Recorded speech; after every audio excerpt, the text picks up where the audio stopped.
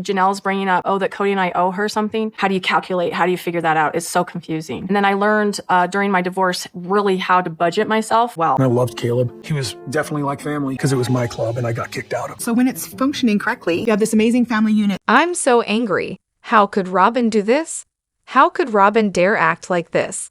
How could she shame the other wives for how they spent their money while claiming she learned how to budget? No, they were spending their money on you. Your budgeting was completely reckless. Assets don't mean a thing if you're drowning in debt. Seriously, you're not fooling anyone. You've never had a job the entire time the family's been together, yet you kept taking from the family funds with no intention of ever giving back. You single-handedly destroyed the family's finances, making them take on ridiculous financial decisions. They even paid off your debt from your previous marriage. You started a designer business for such a tiny niche market. I'd be surprised if you even broke even. And whose money was invested in it? Certainly not yours.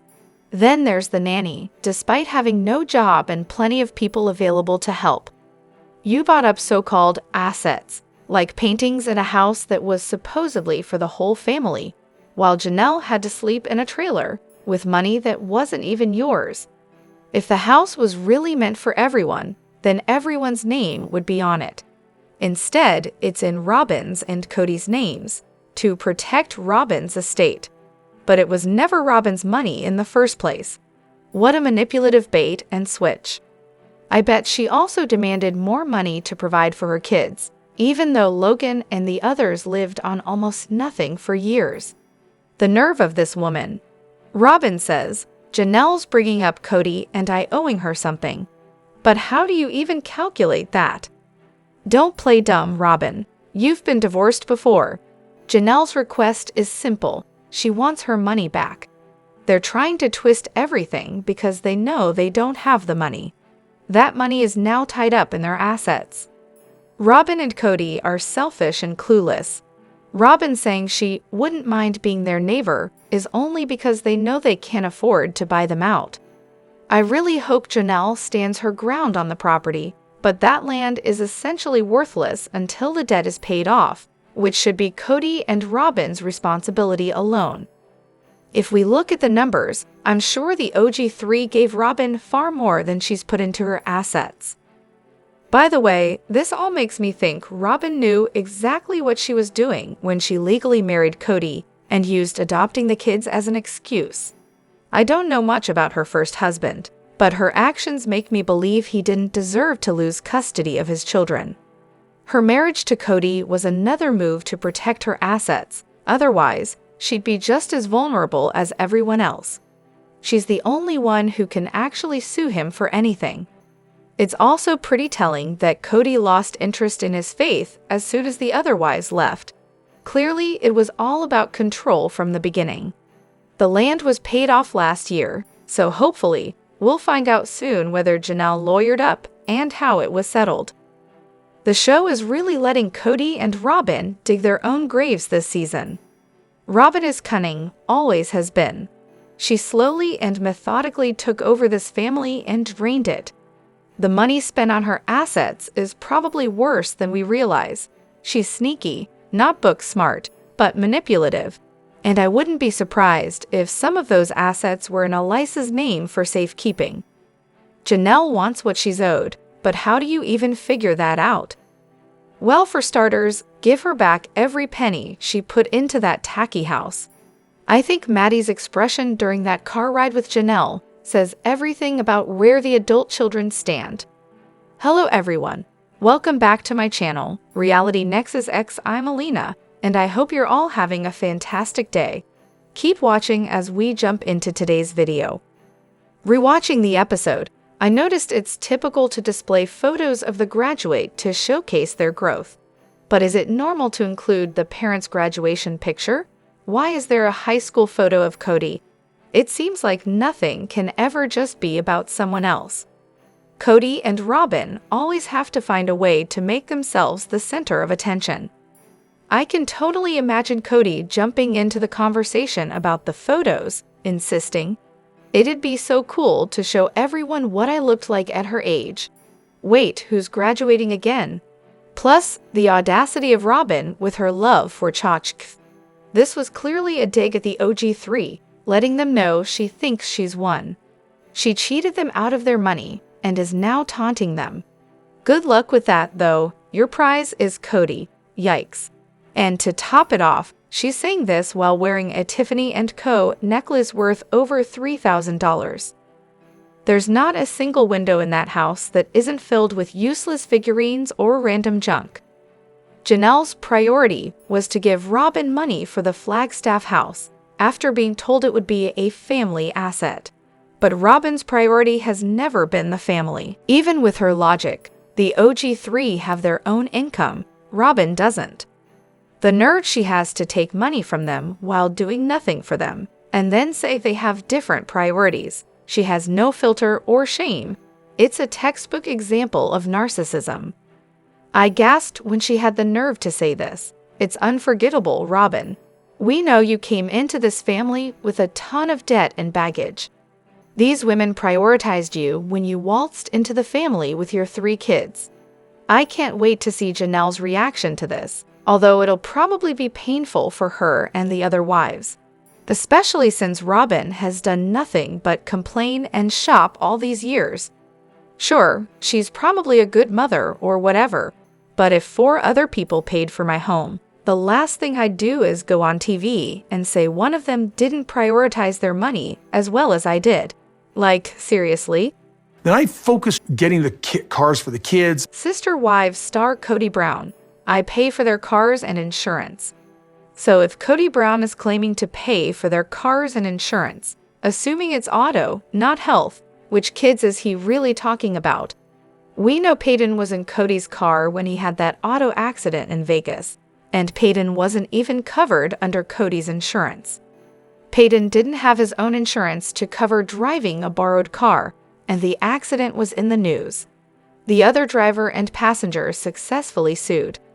I'm betting the cars and insurance he's talking about are for Robyn's kids, probably a whole fleet of them. I found it hilarious too. It made me want specifics. Kody just talks out of his behind, hoping someone will believe him. He acts like he's this big provider because he bought cars. I remember Garrison saying last season that since the last time he spoke to his father, he had bought his own house and car. And that car was specifically one Kody told him not to get, so Kody clearly didn't pay for that one. Kody likely bought cars in his own name and would let the kids he wasn't feuding with use them, so he had something to hold over their heads if they weren't loyal enough. He's just trying to make himself look like he isn't a greedy scumbag who did the bare minimum for Christine's kids, Janelle's kids, and Leon. As well as, the reality star Kody Brown's religious excuses are completely illogical. He doesn't want Mary to seek a release because he refuses to recognize the authority of the church. Yet, the reason he hasn't left Mary is that his church said he can't. How does he not see that his excuses are contradictory at this point? Either you believe in the church or you don't. You can't pick and choose which doctrines suit your narrative. I really dislike when people approach religion this way. On a brighter note, I love how close Janelle and Truly are.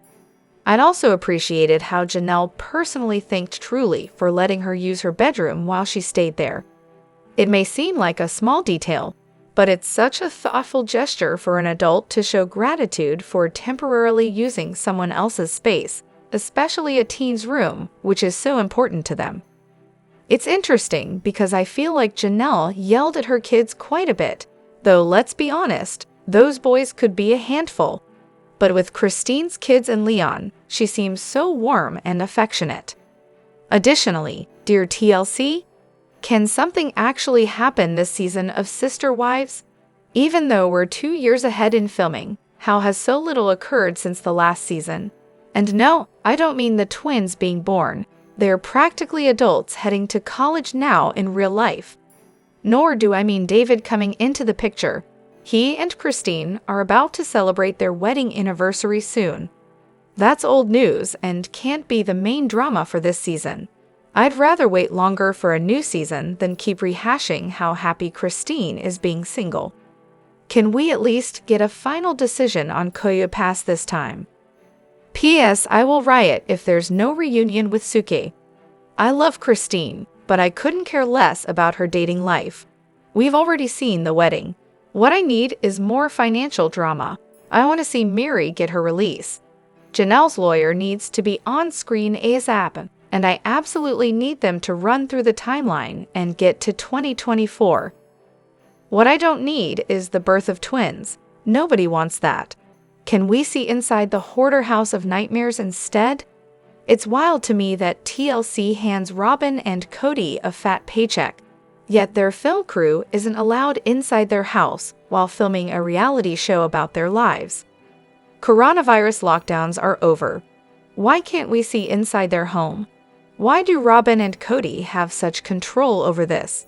Kody's biggest fear is poverty, then threatened to take away the money. Plus, the mother of 6, Janelle Brown, had me laughing with her comment about Kody. He leaks like a sieve.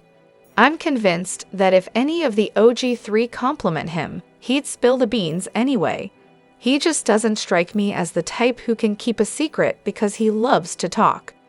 She's so articulate, and it's even funnier when she's being sassy. Maybe there wouldn't be a rumor mill about your broken family if you actually communicated with your kids and wives, ex or otherwise. They wouldn't have to pass around what you say if you took the time to speak to them directly. However, I love that reality star Janelle Brown is standing up for what's hers regarding the property and the money she invested in Robyn's house. But legally, does she have a solid case?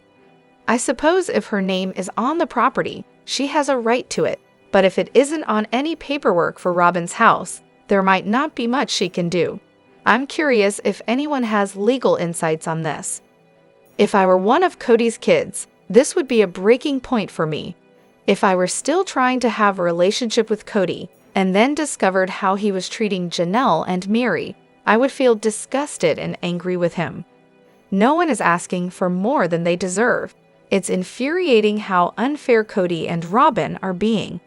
Why is it so difficult for them to do the right thing? I think it could depend on a few factors. If Janelle gave money individually, she would likely have had to sign documents stating it was a gift, meaning she wouldn't have any recourse.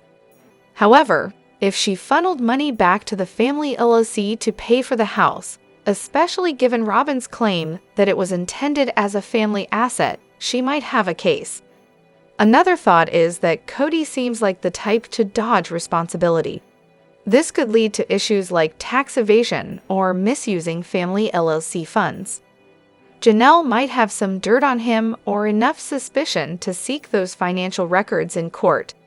At that point, he might find it easier to pay her off rather than risk exposing potentially serious consequences. Furthermore, people often interpret others' boundaries as rejection, but what about our need for safety? While watching season 19, latest episode, I was struck by the hypocrisy in how Robyn brushed off her children's desire to avoid the others after the Christmas text thread.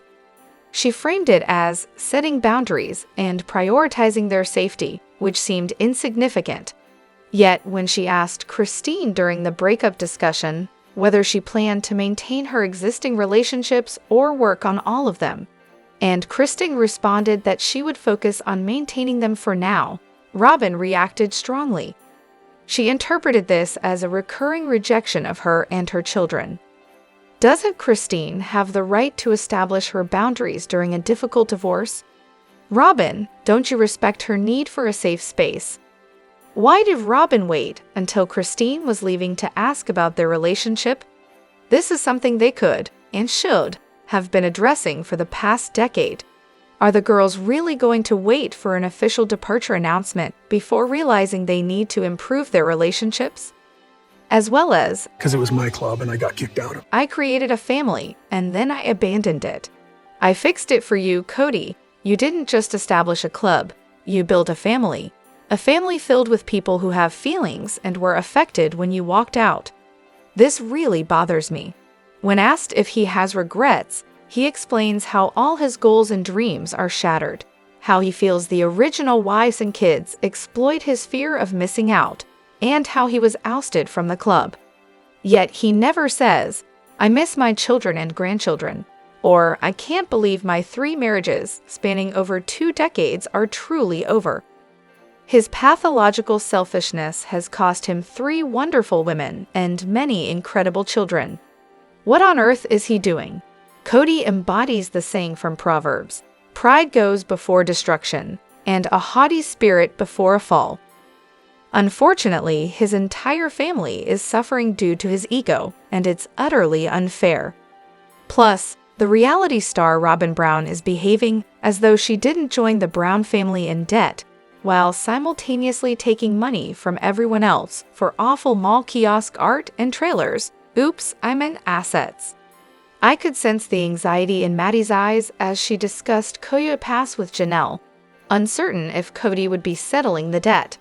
We all know the land isn't fully paid for, but still, I'll never understand why Mykelti insists on having Robyn at her births. Robyn can hardly keep track of her own children. Why would she need to witness Mykelti's giving birth? I realize that's blunt, but seriously, regarding Brianna and Aurora, I find it completely ridiculous. It's especially disappointing that they would suggest Janelle and Christine's children don't care about them, considering Gade went out of his way to be kind to Aurora despite his struggles over the past few years. These girls are my age, they are adults. Yet they come off as remarkably immature and stunted. Everything they said feels scripted, almost as if Robyn instructed them on what to say. Kody's bizarre claim that the order in which his wives entered the family freed him from any obligation to genuinely understand his wives or address issues was astonishing. He even suggested that Christine joining the marriage resolved everything. The only part of the episode that wasn't frustrating was watching the kids enjoy a meal together and have a good time. Also, Sister Wives star Kody Brown is unlikely to have a sudden epiphany. Sister Wives fans often suggest that one day Kody will awaken to the reality of all he has lost and recognize the need to make amends. However, this is unlikely to happen. Life isn't a film with a happy ending, and loving reconciliation seems improbable in most of these relationships. In Season 19, Episode 1, even Mary expresses her belief that one day Kody will see things clearly and feel regret. This is merely wishful thinking. When Garrison passed away, there was speculation that Kody would be jolted into a realization and would mend his relationships with his other children. However, it seems this hasn't occurred, and it's likely that he or Robyn have further alienated the original group of 13 during this tragedy. Kody, along with Robyn and her children, truly see themselves as victims. I would guess that, following Garrison's death, Kody has blamed Janelle, Christine, and the gossip mill for the tension in their relationship, and possibly even for Garrison's state of mind. These Season 19 Couch Confessionals, reactions to the fall 2022 footage, were likely filmed last summer after the events of March. Kody's anger toward his family and his harsh comments about them were made in the aftermath of this tragedy. Narcissists don't come to a realization about the pain they've caused. Instead, they double down on their beliefs about themselves and others. However, Maddie's husband Caleb was certainly like family. Kody, your son-in-law, the one united, is undoubtedly your family. He's the father of your 2.5 grandchildren, your daughter's partner, and your brother-in-law. You cared for Caleb deeply. You even cried when you hugged him after the move. Don't minimize your relationships as if they don't matter now that you've messed things up. This guy seemed more distressed about losing Caleb than about any of his own children, for goodness sake.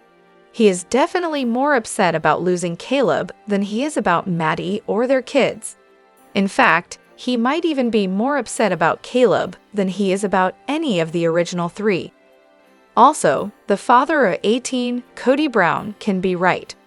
Watching last night, I realized that Kody can smugly sit there, believing he is justified and that he's the victim of these bullies because the original wives and kids don't care. They are happy, emotionally healthy, and thriving, while he and Robyn are miserable and isolated on the mess they've created. In all the interviews with the original three, they appear joyful and are living fulfilling lives with their kids, while Kody blames everyone else and takes no responsibility. They've even fallen out of favor with the one child who once liked them. They've hit rock bottom. What's truly sad is that he never once mentions Truly. He harbors all this anger toward the older kids, but never says he misses Truly, wants to see her, or acknowledges how amazing she is. Janelle lawyering up could be why Kody and Robyn's house is up for sale.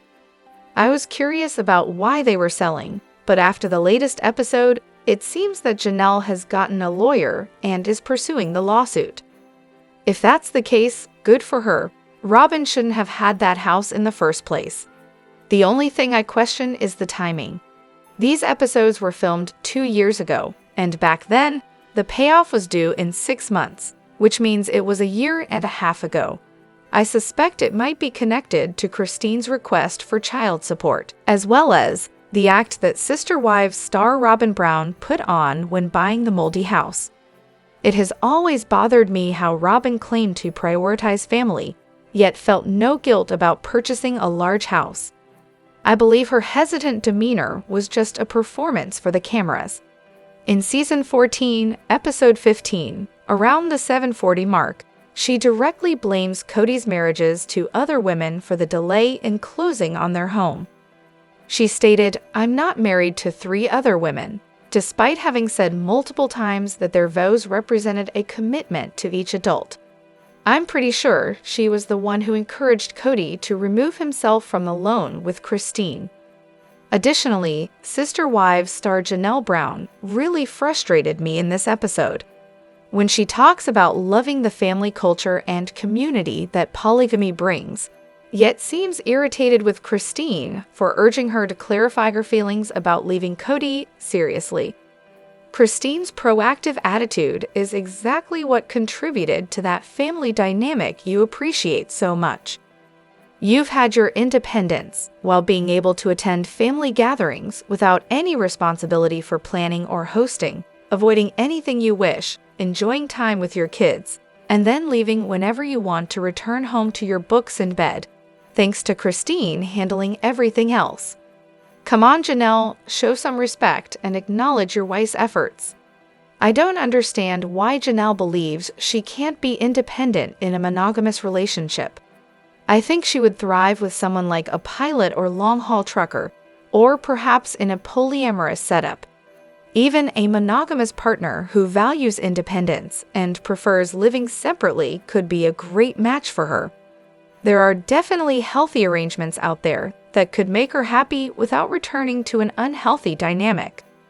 I like Janelle, but I believe she could benefit from the therapy that Mary and Christine have undergone. She often sidesteps conflict and pretends issues don't exist, so I, unfortunately, find myself agreeing with Kody on that front. Therapy could help her understand that she doesn't need to be in a polygamous relationship to find independence.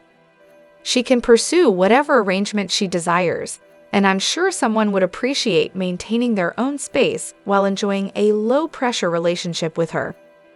At last, as a monogamous woman, I enjoy a lot of independence because my husband isn't a codependent, histrionic individual. Janelle's children grew up with barely enough food, constantly being tossed around, and for the past decade or more, they've been completely overlooked. But since she felt happy, it was all fine, and she claimed she'd do it all over again. Her son's birthday was forgotten, and her husband didn't buy anything for their minor daughter at Christmas. But hey, he did secure dinner reservations for them, so everything's all right. This is why people criticize her for appearing detached and aloof. Please share your thoughts in the comment section below. I'd love to hear whether you agree or disagree. If you enjoyed this video, consider liking, subscribing, and hitting the notification bell for future updates. Your feedback is important, and I look forward to seeing you in the next video. Thank you.